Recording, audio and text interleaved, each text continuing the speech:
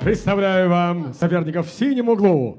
25-летний боец ростом 170 сантиметров с профессиональным рекордом, бой, в котором он одержал победу. Стиль «Вольная борьба» из Туркестанской области, представляющий команду Капланбек Багдад Бага Акипай.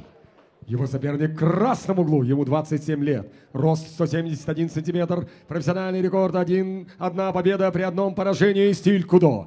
Команда Айбин, Восточно-Казахстанская область. Вот он, Жанболат Аллау Курмашев. Рефери Карен Пашикян. Сонымен құрметті көрермен, біз ширек финалдың соңғы жұбына келіп жеттік. Бұл жерде Бағдат Ағыбай мен Жанболат Құрмашев арасындағы жекпе-жекті тамашалаймыз. Пашикян 2.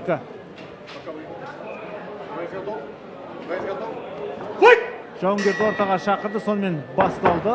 Естеріңізде болса, 8-ден бірінші финалда Бағдат Ағыбай Мақсат Сиязбековті жеңген болатын, ал Жанболат Құрмашев Ербол Қожановтан басым түскен еді. Сондықтан екеуі қазір жартылай финалдың жолдамасын сарапқа салады. Бұл жерде көк бұрыштан шыққан Бағдат Ағыбай Түркістан облысының Қапланбек командасының өкілі. Негізгі стилі еркін күрес, қазір бірден міне күрестің ыңғайына көшкен секілді, және тез тұрып үлгерді бұл жерде Құрмашевті. Екеуі де ширақ бастады, және Бағдат Ағыбай қазір аяқтың соққысында да жиі жүгіріп жатыр. Бірақ жаңағындай лоу-киктер емес, кәдімгі тегеурінді еркін соққылар, және оң қолмен қазір Құрмашевті есеңгіретіп тастайтындай жақсы соққы жасады қазір Бағдат. Бұл жерде Жанболаттың сәл қорғанысы осалдау соғып жатқанын айтуымыз керек. Жасқанып та жүрген секілді, міне сол қолмен бетін толықтай жауып алды. Бірақ міне қарсы шабуылда дайын болмай шығып отыр.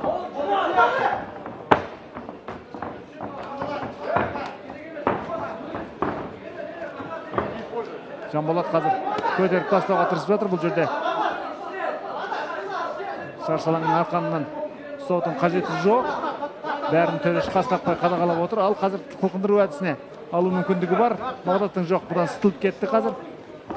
Жанболат Құрмашев және қазір тейкдаун жағдайында қолмен соққы жасау мүмкіндігі жоғары. Ал қазір тіпті кімнің қандай позицияда екенін түсіну қиындау, кімнің ыңғайлы позиция екенін түсіну қиындау. Қалай дегенде міне Жанболат бұл құрсаудан шыққан секілді, бірақ сырт жағына айналып кетті. Және қазір айналдырып қарсыласын қайтадан астына салып алды Құрмашев.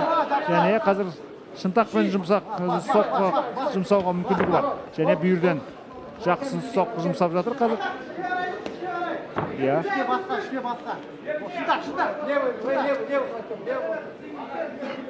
Бағдат бір рет әдемі сытылды. Ал екінші рет ондай мүмкіндік бола қояр ма екен? Бірінші жауаптың бел ортасынан ауды, құрметті көрермен. Екеуі де әлі соншалықты үлкен басымдыққа ие болып дей алмаймыз. Жаңа осының алдында кездесуде Рауан Бекболаттың жақсы іске асырғанын білеміз осындай жағдайда, қарсыласты астына алған жағдайда. Ал қазір міне Жанболат қайтадан босатып алды.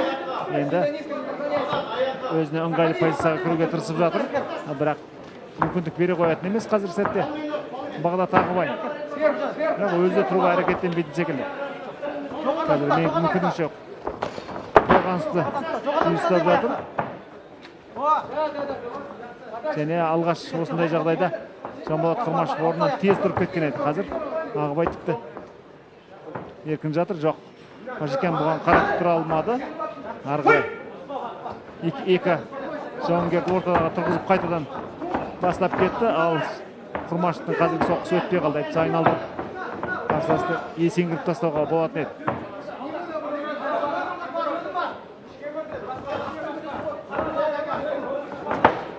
Қоян қолтық төбелеске екеуінің де аса шебер емес екені байқалады, құрметті көрермен. Екеуі де көбінше тейкдаунға үміт артатын секілді. Ал қазір қалай әдемі қарсы алды. Енді міне қылқындыру әдісінің іске асырудың мүмкіндігі бар қазір Жанболат Төлешевте. жақсы құрсап алған секілді. Және құрметті көрермен, тамаша жеңіске жетті бұл жерде Жанболат Құрмашев. Ал Бағдат Ағыбай тіпті есінен танып барып қайтадан өзіне келген секілді, дегенмен өте жылдам аяқталды. Бұл жекпе-жек өте жылдам аяқталды. Ендеше Жанболат Құрмашевты келесі кезеңге, яғни жартылай финалға шығумен құттықтаймыз. Ол Рауан Бекболатпен жолығатын болады келесі айналымда. Сонымен қатар төреші шешімі бойынша нақты қанша уақытта жеңіске жеткенін анықтаймыз. Дегенмен бұл жекпе-жекте аса ұзаққа созылған жоқ.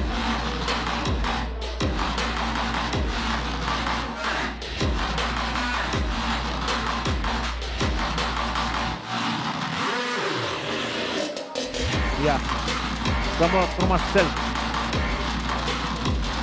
қарсыласқа құрметпен бастаған секілді бірте-бірте жекпе-жек тізгінін қолға алды. Бір рет құлатты қарсыласын, бірақ одан ештеңе шығармағанмен екіншісінде жақсы қылқындыру әдісіне жақсы түсірді. Ендеше осылайша жартылай финалға шығып отыр.